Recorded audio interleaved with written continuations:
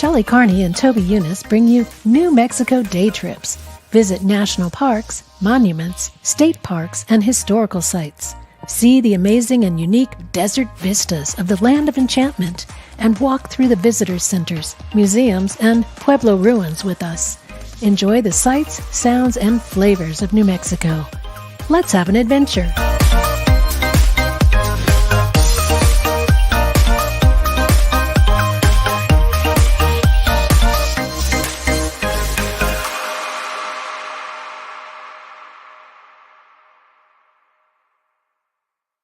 Hello, and welcome to New Mexico Day Trips. I'm Shelley Carney.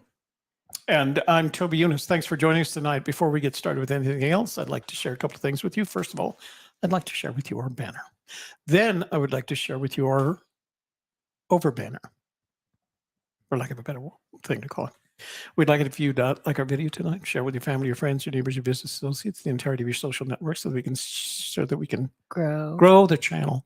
And finally, if you are not already a subscriber, please take this time to subscribe. When you see the notifications bell, ring the notifications bell, and that way every time we start a live stream, you'll be immediately informed. And it's, wow, I am a little off on this one. Yeah. Whew. Whenever we go live or upload a video, you'll be informed. And as a result, in the know. There's nothing better in life, ladies and gentlemen, than being in the know. And if you want to especially be in the know, make sure you sign up for our newsletter that comes out every Tuesday with all kinds of great information, including what our shows are going to be about this week. And that would be at news.agkmedia.studio to sign up for that. Also, we released a video at 7 o'clock, which is about 3 minutes ago. And it's the video from the show that we're going to talk about tonight in photos. Yeah, we're doing the photo tour here. And the video is on the other video. Yeah, the video is on the other video. So tonight we're going to be talking about truth or consequences and the Sierra County Rock and Gem Society first annual show held at the Sierra County Fairgrounds in the big barn that we went to over the weekend. And then on Sunday, we went on a field trip with the Sierra County Rock and Gem Society people. They took us on a field trip to see their claim, and they have all kinds of great rocks there that we could sort through and pick and take home and all that good stuff. So the unfortunate part of all this is it was 2 days that were significantly packed with stuff. So we had to turn it into 2 shows. So on tonight's show, this Wednesday, we're going to be talking about the SCRAGS. Sierra County Rock and Gem Society. So today, tonight's show, we're going to talk about the Rock and Gem Society show. And then next week, we're going to talk about the field trip that we had. We had just a wonderful time. And we have pictures from both. We have videos for both, et cetera, et cetera. So if you want to see the video from tonight's show, from the Rock and Gem show, it went up at 7 o'clock. It's called Truth or Consequences 2023 Rock and Gem Show. And it's already had 0 views. So go over there and be the first person to view. That's right. First in line. So let me see. What else do I have to remind you of? Okay, let me remind you of some stuff here. So that's that's the video. It's already up. See, there's me, camera. There's us. There's us. That must be my shot because you're in it. Because I'm in it. I did a lot of that. I like being in your shots. Yeah. And then here is the latest blog post. I will post that in the chat room, so you have that. And as usual, Shelley's done an outstanding job of writing the blog post about our travels. It's Bob. And Colorado Bob. Just dropping by for a little bit. Colababo. Well, don't leave without giving us a thumbs up, Bob. So this is called Exploring Truth or Consequences, New Mexico, Artsy Main Street, Delicious Food, Natural Beauty. And as usual, like I said, Shelley did an outstanding job of writing this article and turning it into kind of a spiritual experience from, at least the way that I thought about it. Well, actually, there's 2 blog posts that are somewhat about truth or consequences. One is more about the day trip, and one is more like what can we learn from truth or consequences. And this is the T-shirt that we got Shelley. She's And wearing I'm it wearing tonight. right now. Yeah. Yeah. I thought it was pretty cool. And the Labradorite cabochon. We're gonna talk about. I have a picture of it that we'll be able to show them. So it was a fun trip. It was a fun weekend. We spent the weekend doing that. We went up on Saturday, came back on Sunday. But what was great about it was the people were really good. Yeah. Everybody we met, no matter whether it was a restaurant, the hotel, the gem show, the field trip, everybody was just great and friendly and helpful, and God, they made me feel like they were happy that we were there. That's what it felt like, you know. So it was a lot of fun. Enjoyed it.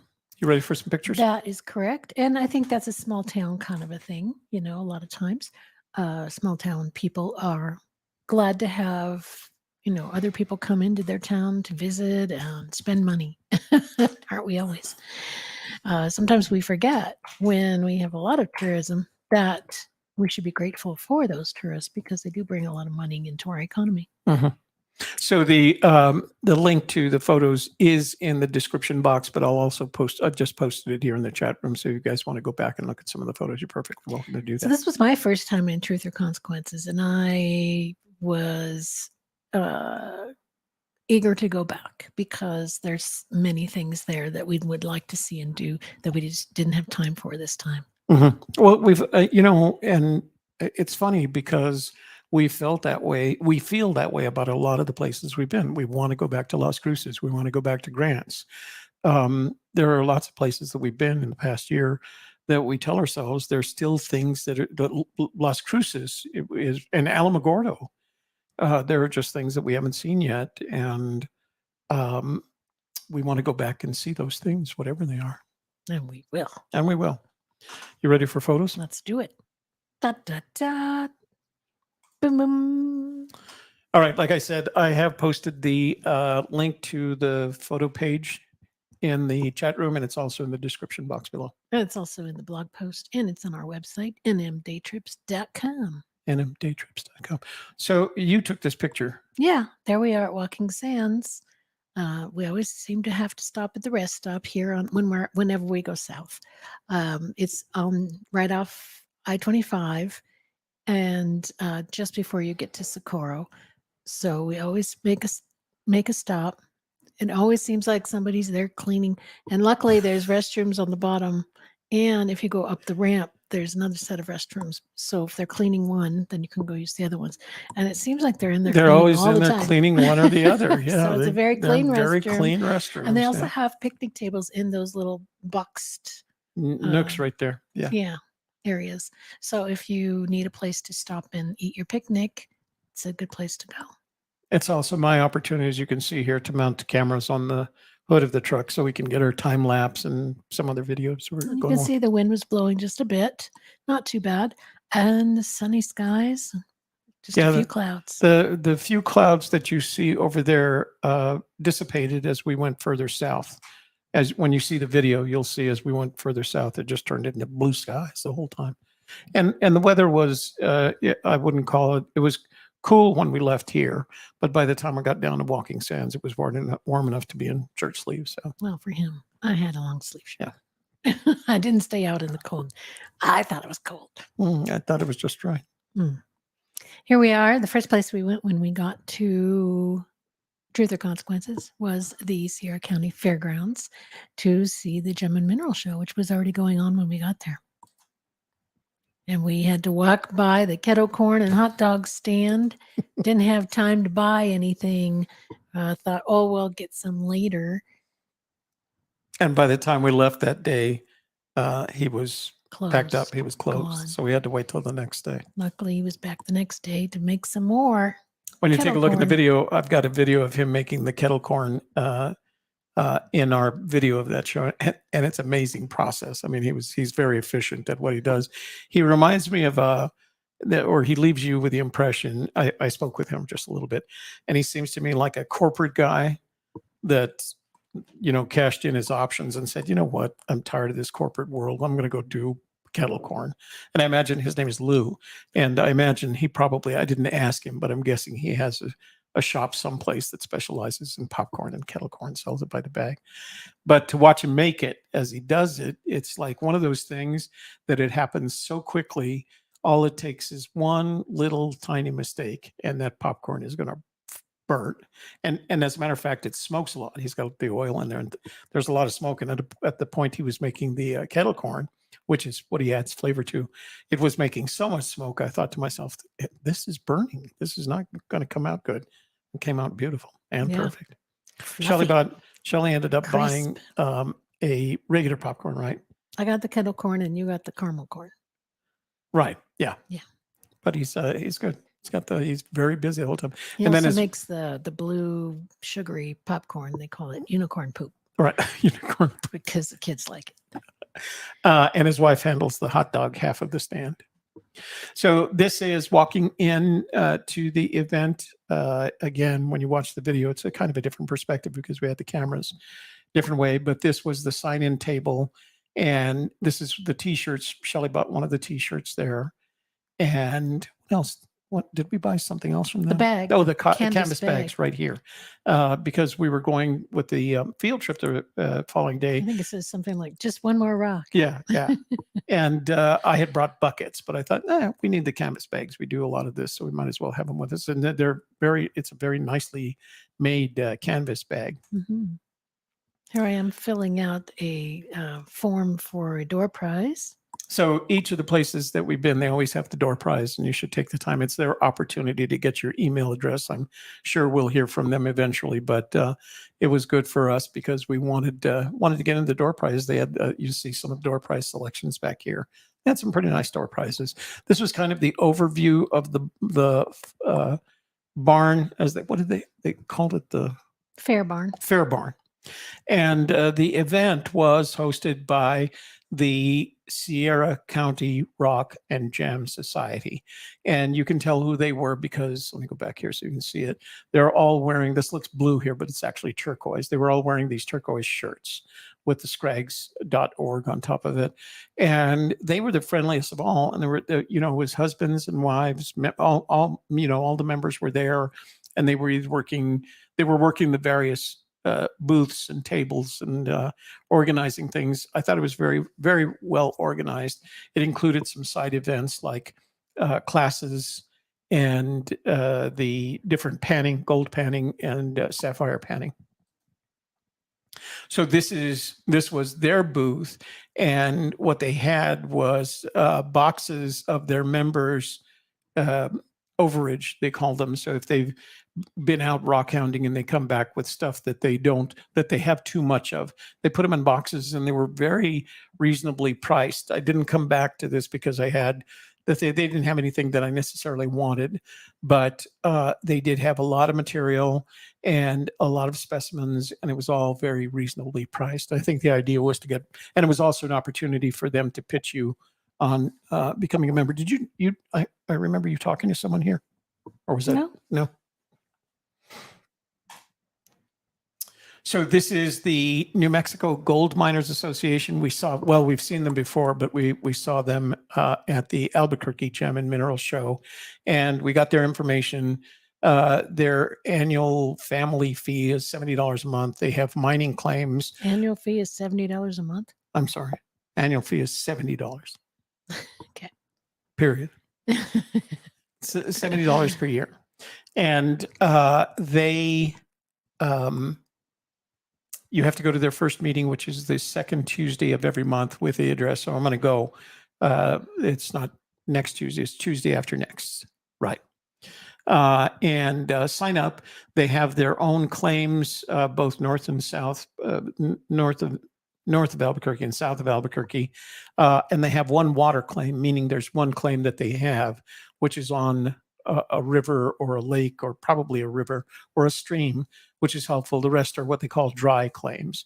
And I asked them if it was okay with them to go up there and collect a bucket of material and bring it back home with you so you can process. So we're going to be they said yes, that was okay with them. So they had a bunch of stuff for sale. including pans and classifiers. These are the various miner's moss. They go in the sluices. These are crevicing tools, so you can dig in crevices. That I noticed that this time, I didn't see them the last time. They had a much bigger booth here, but they had like used stuff. Like guys who had said, I don't use this anymore, donated it to the group, and then they could sell it and make money at it. There was another person here sitting in the seat who we recognized from the last time and who recognized us.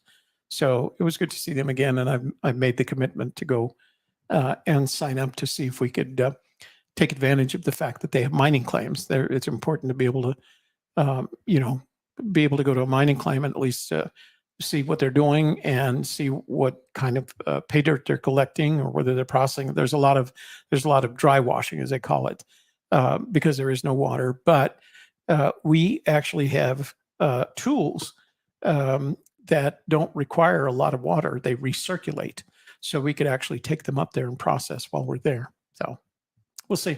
We have lots of options. So this is the folks from New Mexico State University. We saw them at Las Cruces, and as usual, they were very helpful, very informative. They pitched the Zool Museum, which is a museum that's on campus, and it has geology, mineralogy, fossils, everything that falls under the grand scheme of geology, including paleontology. So they again, we talked to them for a little while. They gave us the Zool Museum brochure, which we already had from Las Cruces, so we've seen them twice. Now, they weren't at Albuquerque because they were supplanted by, of course, the University of New Mexico geology college, not college, geology department. But as usual, college kids, they were good. I didn't see these guys at either Las Cruces or Albuquerque. This is the New Mexico Bureau of Mines. And they are, I'm sorry, that's not them. No, these people had art. These guys had arts. Yeah, these guys had art made from rocks. And these cards right here were actually macro photos of various kinds of minerals.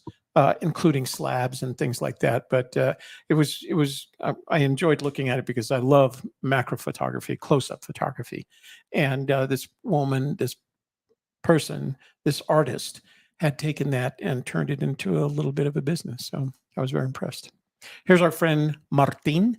He was the guy in Las Cruces that cracked open a geode for us because we gave him information on where we got our vests, our travel vests.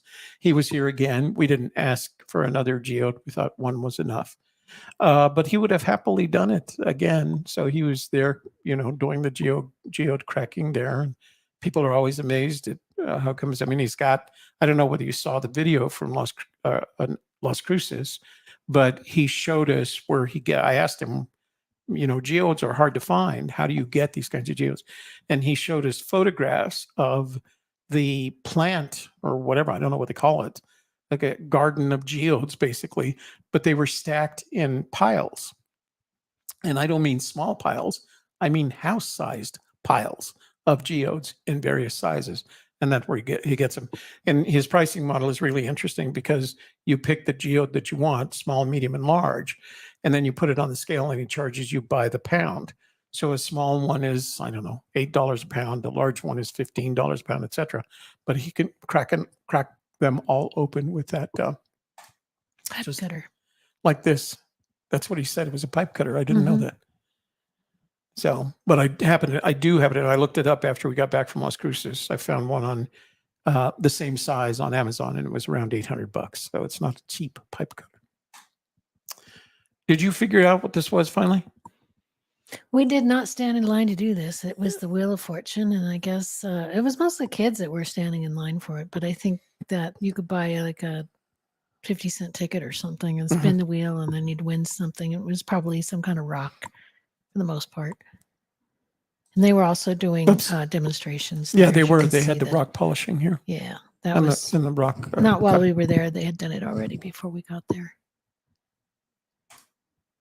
This was set up at the university's table. They had this set up for kids to come do dinosaur pictures. So these are what you're going to see now are some of the samples of some of the tables that had a broad variety of materials. This one was from here to around here was fossils. And then they had specimens. I wanted to buy this specimen, said I was going to come back for it and forgot about it. It was the honey calcite. Mm. And I never got back to it. Mm. So I Well, did buy some others. There's almost always honeycomb calcite Yeah. at all the rock shows Yeah. or all the gem shows. So these are some larger pieces of material, and some people like the larger pieces. I know that Richard Shelley's stepdad likes the larger. His collection is all the larger pieces like this. You see a lot of them. And then this guy had the fluorescent, and it's hard to show the fluorescence in daylight, but he had this, this back line where it was kind of in shade, and he had a fluorescent light. You could see it, but he also had the what do they call it? Long wave fluorescent flashlight, and you can hold it and you can see it. I have a short wave. I have a short wave, get it? Fluorescent flashlight, and you can see it sometimes. But the long one, I need to order us a long way we can look at it because we collected some specimens during the field trip that were fluorescent. I took this shot because they had a broad variety of material. They had some of the custom-made globes, and they were more decorative than they were specimens. And usually this decorative stuff comes from Mexico. But what I thought was interesting is they had made a table of elements of the gemstones. So, and how they fit into the table of elements. So I was very impressed with that. I asked them if they had a copy and they said no. Lots of places with polished rocks. So you could get those. And this guy had a 20% off and then had a bulk thing. You could buy them by the pound. So these are slabs. They usually have them in a container of water because they're not polished. They're cut, but they're not polished. And so when you see them with water, underwater like this, you can see what the potential is for polishing them if that's your plan. I actually bought a couple because I always have a problem telling the difference between agate and jasper. And so I bought a slab of agate. It happens to be the Mexican lace agate and the slab of jasper just so I could have them for referral purposes. I have pictures of them, you'll see. So we had some of the larger fossils right here, including this huge ammonite that had been carved out. You can see usually when you get an ammonite fossil, all of this is filled in, all the ones that we have. And you've seen the ones that I've shown you, but somehow or the other, they had either carved this out, cleaned it out, or they found it that way. I couldn't tell. So, but there were a number of these dealers that had this material. The nice thing about a lot of these dealers, and we ended up doing some business with him, is they go through the trouble of cataloging them. Like we knew these all over here are barite, and then pricing them. So you knew exactly what you were getting and how much you would have to pay for it. They do negotiate. There was one person I think that I met there that didn't negotiate. I asked them if they'd take a certain amount. They said no. And I was okay with that because I wanted the piece. So more polished rocks. I'm not a fan. I don't collect the polished rocks, but some people do, especially if you find someone that's doing unique material like the tiger eye or the jade, not just more jasper, more agate. Jewelry. This was the wire wrap jewelry. And what was different about this person and their wire wrap is they took the wire, and I asked them how they did the process. They take the silver wire and they tap on it until it becomes flat. And then they wrap the flat wire around the stone or whatever they're wire wrapping. Here were our little trees. Now, when we saw these in Las Cruces, I thought they were priced in the low 20s. Weren't they? Yeah, these were a little 15 to 20. In fact. Yeah, these were a little bit more expensive, and I didn't know whether it was the fact that they were using more expensive stones. The ones that we saw in Las Cruces didn't have stones as bases; they had like handmade bases, So cut stones. Now, most of these don't come out of the ground like that. They're supposed to make you, well, I don't want to say they make you think of that, but they usually come out and then this is for example, that's an agate right there. And agate doesn't come out that way. That's not what agate does in the earth. So they've taken that and they've cut it and turned it into this pillar. Well, it's not that. What's the Washington Monument? What's it called? What shape is that? Do you know? There's a name for it. pillar. No, it's a, I'll have to think of it. These again, usually Mexican, and there's a whole process that they have to do for not only polishing it, but rounding it off. There's actually a machine that enables them to turn them into these balls. And there are collectors who specialize in collecting the stone like this. So they'll come looking for malachite, or they'll come looking for tiger eye that's been shaped into this, into a ball. Sphere. So Shelley played with these for about 5 minutes. I couldn't get her away from them. This is these were spheres and cubes and points of hematite, magnetic stuff. So they just stick together like they're in a necklace or things like that. You'll have to watch it on the. It's on the. Watch the video. You can see her playing with it. This is outside the fairground barn. In the back, they had set up additional tables, and they also did some demonstrations out here. And I couldn't. I didn't ask. I think it was just overflow. They just ran out of space, and they had more vendors than they had. And what was good about that is this was their first event, and they had been trying to put it on. They were planning a first event like in 2019, just as we had the COVID lockdown thing.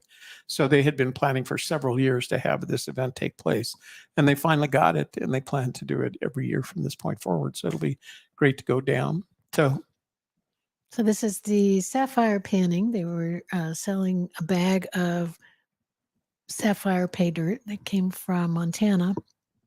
And you could buy a bag for $5, and they would help you sift through it and then bag it all up for you. And you could take it with you, or you could just buy the bag and leave and take it home with you, your choice.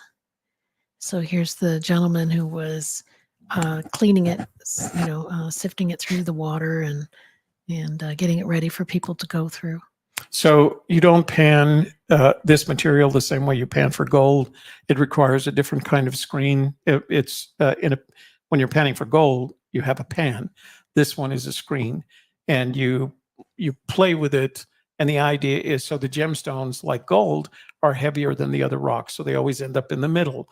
And what you do is you get it so it ends up in the middle, and then you take it. And I don't know if I got a shot of this. And you flip it over. You flip it over on a table or a piece of wood, and then the gemstone should be right in the middle there. And you kind of sift through them using tweezers to try and get yours, the gemstones that you want out of this. I think this lady set the record for taking forever to do it. They finally had to go like, okay, lady, you're holding up the line. And I think they underestimated the number of people that would be at this event, because it was their first one, because it's truth or consequences. And then I think they underestimated the number of people who would have an interest in doing exactly this. And so they probably had it better set up on Sunday than they did on Saturday, because this was their first time, and you had to be patient with them, So this was a labradorite pendant that we bought for Shelley. She's wearing it tonight, but of course you probably can't. So can you see? Now. There. So labradorite is one of those iridescent stones. So when you see it from different angles, it iridesces. So it looks like it's in constant motion. So we've had a great time. So and we bought it. It was made by one of the vendors there. I like being able to do business with them so we can take advantage of it. So these were the 2 bags of sapphire panning material, pay dirt, that we brought back with us. And sometime in the next couple of days, probably, I'm thinking Friday is the first chance, because we're going to be traveling again on Saturday. We're going to pan through it and see if we find any gemstones, but I wanted to see what we got here. Gideon's stuff. You guys have a really fun channel over here. I'm one of those interns you spoke with, and I love seeing people excited about geology. Thanks for sharing the best in New Mexico with all of us. Hey, pleasure. I'm glad that you got a chance to tune in. We did give him a business card, so told him when to look for us. So I'm glad that you're here. Thanks for joining us. So this is two of the bags that we bought. You had the option of The buying two them. bags that we bought, they only let you have one per person. Right. And we felt like we had to make a donation because there was no charges for parking, no charges for entering the event. So we gave them each $10 for the $5 bag and told them to keep the change so that they could, so we could feel like we made a little bit of a contribution. But we haven't processed this. So on Saturday, we'll shoot processing this material so you can see if we get any gemstones. Well, while I was there, I was reminded that on my World Sand Project channel, I had, so this material, they told us, was from Montana. And that's not unusual to find sapphires in Montana. Well, that reminded me that when I was running the World Sand Project channel, I had received a sample of sand to evaluate from a gentleman who was in Montana. But in addition to that, he said he sent me these sapphires from a location nearby. So these were actually collected in Montana. I posted a picture of them that looked like this on the Reddit geology group, and it got a lot of flack, like, oh no, nobody has sapphires like that. These are too good looking. And I went back to the gentleman because he called in. We actually had him call in and asked him, is this possible? Because this is the flack that I'm getting on Reddit. He said, I collected those in the gulch below the mine, and he named the mine, and it's in the town, or it's near a town called Pittsburgh. And I looked it up, and there, sure enough, there is a mining Sapphire Mines Pittsburgh, and they have a website and everything. So this is all realistic. Now, I can't imagine that we're actually going to get from this bag of pay dirt. I'll be surprised if we get gem or sapphires that look like this. And these are all sapphires. They come in different colors. So they're all sapphires. There are some blue ones, like right here. Here's a light blue. Here's these red. Now they claim that the guys on the Reddit geology group said, no, those have been Died? no, not died, Oh. treated. Oh. And what they mean by treated usually is that they've been heated. And when they're heated, they take on different colors. But this guy that I was talking to from there said, no, those are all natural. So I'm hoping we get something like that when we process our dirt. So this was a talk that was given by Michael Etoff. He's a geologist, and he was explaining how to discern what type of mineral you have. And he shared some tools that you could take out into the field to help you with that, like a piece of tile to scratch with to do the streak test, and just different tools like that, and like a pocket knife. So, you can tell the hardness a streak of plate. the mineral that you're holding. You could also look at it under a microscope and see the angles and shapes of it. So the unfortunate thing was they gave him 1 hour to do a presentation that usually requires the first 15 weeks in your geology class. I mean, that's usually how it is, because that's what you learn. And he did a pretty good job of getting through it. The funniest part was he mentioned an app that everybody should have access to, and he called it ROCKR, ROCKR. And I thought to myself, we have that app, and it's not ROCKR, it's ROCKD. And it was developed by the University of Wisconsin with the help of the U.S. Geological Survey of the federal government. And it's a very, very cool tool because you can open it up any place you're standing in the world, and it tells you what the geology is of that area, including the prehistoric geology. And so I didn't know how to do it without embarrassing, like I didn't want to say that is not the app. So I raised my hand, and he called me. I said, hey, by the way, there is another app that's very similar. It's called ROCKD. And I kind of got away with and helped with him with that. But he was a very good guy. He came up to Shelley after we were standing at the getting the shirt. Getting the shirt, and he came up and he talked to Shelley, and he said, I focused on you the whole time because I could see you were paying attention, which I thought was really cute. But he did a great presentation. Again, he had 1 hour to do something that would take literally your first semester in geology. So I did buy some specimens. This is a wolfenite, but it's Butterscotch. called butterscotch wolfenite. So, I was looking for wolfenite when we were at Albuquerque, and I found the pure specimen of the pure orange one. But this was the kind of the honey colored, they call it butterscotch wolfenite. So I added that to my collection. And wolfenite is neat because it's the way that the crystal grows. You can find it in a lot of forms. You can find it in the like a druzy. It doesn't grow the crystals. This crystal, when you see it, is, I'm going to say, a half-inch tall. And so when you find it, and you can find it, it's not going to be a huge crystal like some of the quartz crystals. It's always little tiny stuff. I'm sure there are bigger that people have in collections. But I thought this was such an unusual color of wolfenite that I thought I'd pick up this particular. And this stuff right here, this is just soft clay. They put it in clay when they put in this small box so it stands up. This is called rainbow fluorite. And you can't see it here because it's not under the UV light. But when you put it under a UV light, long wave UV light, it fluoresces in rainbow colors from different angles. So if I can't figure out how to get that, I might be able to make video of it because it doesn't require the lights, but I'll try and get it to fluoresce under a camera for you. But nonetheless, it's very clear, and I love the structure of it, the internal structure. I also found this. So this was interesting because this gentleman was selling this as gold in blue and white quartz. So the blue quartz is right here, and the white quartz is here. And the tag on it said it was from the lost Spanish mine.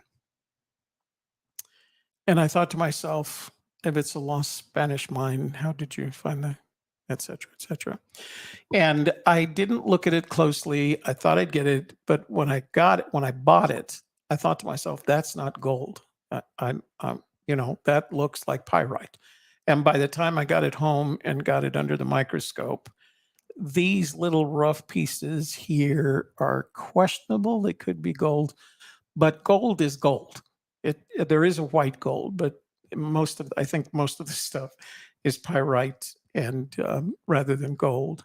And I couldn't find any reference to the lost Spanish mine. It's just not there. So just got to be careful with these things, I mean, it's still an attractive stone. It's not often that you get a nice little specimen like this with both pyrite and the blue quartz on the side with it. And that's how you find gold. That's why it was such an easy sell, I think. Because that's gold a lot of times is embedded in the surrounding matrix and the surrounding rocks. And a lot of time it's quartz because of how quartz came from the center of the earth, pushed itself up and brought the gold with it, right? So it's not unusual to find gold embedded in quartz.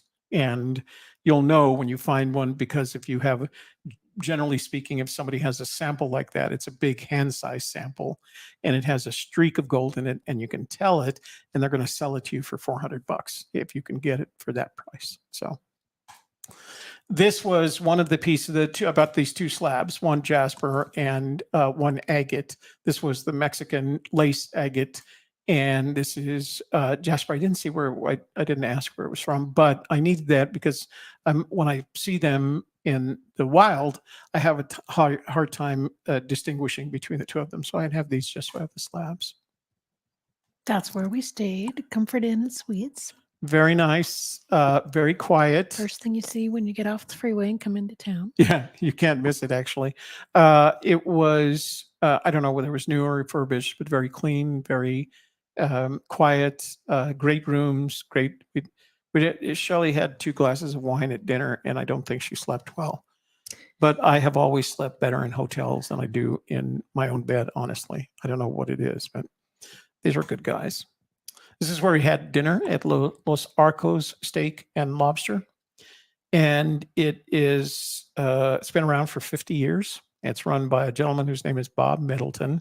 And he's the friendliest guy. He talked to us. So we called and we tried to make reservations. No reservations. How long is the wait? 45 minutes. By the time we got there, the 45-minute wait was more like 60 to 75 minutes. We thought to ourselves, we're hungry. We heard about this place. We want to eat here. So that's a nighttime view of the place. Very attractive. So we sat in their bar and we had cocktails and we ordered some calamari for appetizers. And we waited, and it was pretty much a 75-minute wait. And Shelley had a glass of wine here and had another one, I think, which is what kept her up all night. But I'm just going to tell all my secrets. How would you like it if I tell all your secrets? Oh, don't do that, because I have more. Anyway, the wine was called Consequence of Zin. It was a blend of Cabernet and Zinfandel from the Shattuck Winery, which is nearby. It was really good wine. I had my traditional amaretto on the rocks. But what happened is we were starting to worry, like we were seeing people that came after us sitting in the bar, leaving before us, getting the thing. So Shelley said, go see if you get his plate. And I said, what am I going to say? I'm always coming with the right words. She said, tell the guy that your girlfriend is getting drunk. So we better get us a dinner table. I thought it was so good. It was so funny. So first of all, she's not my girlfriend. She wasn't getting drunk. But I actually had gone up expecting to say, hey, we need to eat. My girlfriend is getting drunk. I thought I'm going to use that line sometime in the future. I know, just it's too good. Anyway, so they took. Well, you're not my girlfriend, and you weren't drunk. It was just it was your idea, and it was a good idea, I think. Anyway, we gave them our phone number, and they said we'll call you when we're ready. Well, I walked up to the guy, about to start my pitch about my girlfriend getting drunk. And he said, oh, we just called you a few minutes ago. And see where that picture was taken? That picture was taken where the phone was. That's where the phone was. We were staring at the phone. It was standing up like that. Shelley said, let's do a selfie. And sure enough, I looked at my phone and there had been a call, but for some reason it didn't ring through. So anyway, we got our table and it was a great dinner. It was a great dinner, great location. But Bob came up and Shelley used that while we were at dinner. Bob Middleton, the owner, who was born in 1947, 2 years before me, and had the restaurant for 50 years. Same location, same service, quality restaurant, best known probably in Truth or Consequences. And Shelley asked him, where did Truth or Consequences get his name? And if you read the blog post I wrote about it, you'll find out what he answered.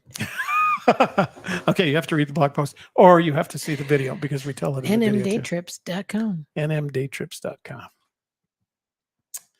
So is that it? That's it? So now, if you want to know about the Truth or Consequences getting its name, it's from a game show, and it was on the radio. It was called Truth or Consequences, and it had been on the air for 10 years. And for their 10th anniversary, they had a contest, and they said, if you name your town Truth or Consequences, we will come there and we will do the show from there, and we'll have a big to-do. And they did, and they won. And Ralph Edwards came out, and a bunch of celebrities came out, and they liked it so much they did it every year. They still have until Ralph Edwards passed away, and he even rode a horse in a parade. And they have his saddle in the Geronimo Springs Museum. They have photos of all the celebrities that came, and they still do a fiesta every year, the first weekend in May, to commemorate the naming of their town. Which is fun because the article that I read, I finally looked at New Mexico place names. And in the 60s, there was a movement to change it back to Hot Springs. And there were 3 votes, like in 62, 65, and 67, and they all failed by a 3-1 margin. Like it was just some people wanted to go back to Hot Springs and couldn't do it. The high school is the Hot Springs High School. Mm-hmm. So Yeah. But I want to show you real quick. Of course, Hot Springs was the name of the town before it changed. Here is the video, and we'll have a lot more detail on that. You can see it. There's the canvas bags and T-shirts. So you can watch the video and see a lot more information there, including us waiting in line for the Sapphire. Again, there is the blog post, even more detailed there. So you get a full story of the place. We did stop on the way out from our field trip on Sunday, and we took a sample of dry wash, what we call dry wash pay dirt, that we're going to be processing on, not this week. Or alluvial soil. Alluvial soil. Technical. That we're going to be processing for our gold prospecting channel. And so those are some things to refer to, but that's at the bottom of the blog post. So you can see the blog post with pictures if you want a lot more detail. So there you go. Anyway, Gideon, thanks for joining us today. Yes. And Bob, Colorado Bob, thanks for joining us today. We're glad that you guys could do it. So anything else? Last words before we go? Nope. Join us tomorrow. We're going to be talking about the alluvial soil that we brought back from the Oregon Mountains in the Dripping Springs BLM area. And that's on our gold prospecting channel. And we don't know if there's any gold in it. We're just assuming like, hey, it's New Mexico. There's got to be something there, right? So we're, as a matter of fact, as soon as Shelley goes home tonight, I'm going to start processing it for the show tomorrow, recording that. And that's going to be tomorrow's show on garage prospecting. So join us there to see if we find any gold in that alluvial soil. And this weekend, it's April 1st. And April 1st, Saturday, April 1st is Trinity Site Day. So Toby and I will be heading down to the Trinity site to check that out. So Shelley sent me a link to their website where they discuss the do's and don'ts, but they actually have a bunch of videos that say that what you can do, no launching of drones, for example, plus you can't record. So you know how we usually put the camera on the front of the truck, and that's what I wanted to do, but they say that's a no-no. You can record up to the gate, and then you can record once you get to the Trinity site, but you can't do anything in between. So I don't know how much footage we're going to get. I don't know we'll have enough footage to make a video, will we? I don't know why not. Okay. Anyway, so we're going to go to that on the 1st, on Saturday, April 1st. And then we're going to go to right down the road from that is a rock shop. And the last time we were there, I happened to go in and I noticed they had samples of trinitite. And trinitite is the material that was left behind after the explosion of the atomic bomb at this location. And it was basically it melted the sand in the area and it formed all these trinitite samples. I don't know what else you call them. But people have collected them, and you can buy them. My uncle Albert who had been in the Navy, and then after he retired from the Navy, he went to work at Los Alamos Labs, and he was there for 20 years. But he had a sample of trinitite in his living room, and the fun part was for him to take it, and he had a Geiger counter. Worked at Los Alamos, and he would pass the Geiger counter over the trinitite. Of course, you would indicate on the Geiger counter, which was cool. So we'll see if we can find a trinitite sample. It's probably going to cost $150, but we're going to come back with a sample of trinitite no matter what. No, well, we can't say that because it's illegal to take it from there. Well, you can't take it from there, and not no matter what. Not stealing it. No, from we're not the going to steal it. I mean, if we can buy it at that rock shop, we'll buy some at the rock shop, and we'll bring it back with us so you guys can see it. Okay. Yeah. All right, that is all we have for tonight, guys. Hope you enjoy it. Please read the blog post. It's Shelley went out of her way, as usual, to make it an outstanding blog post.